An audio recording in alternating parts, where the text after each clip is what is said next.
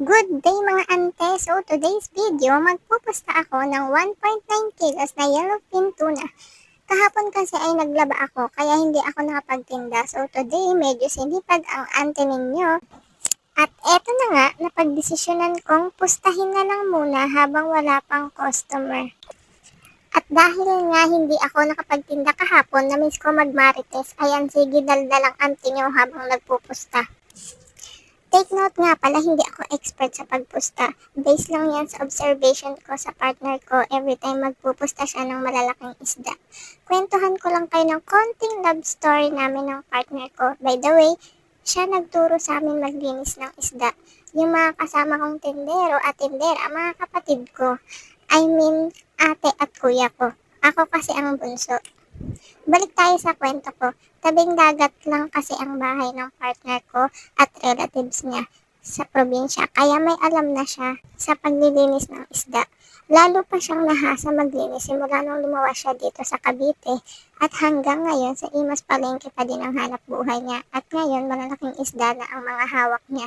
Nung nagkaroon na kami ng talipapa, siya ang nagturo sa amin at mama niya ng tamang paglinis ng isda.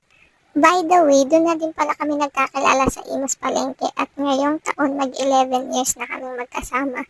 Share ko lang. Kaya yan ang diskarte ko sa pagpusta.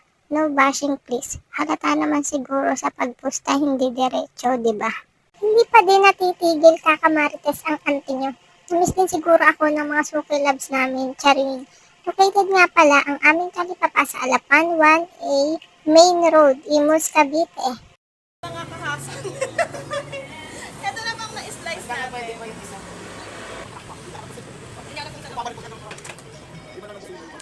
Si Paul ganyan, nainis ako. Napakatipid sa kusina.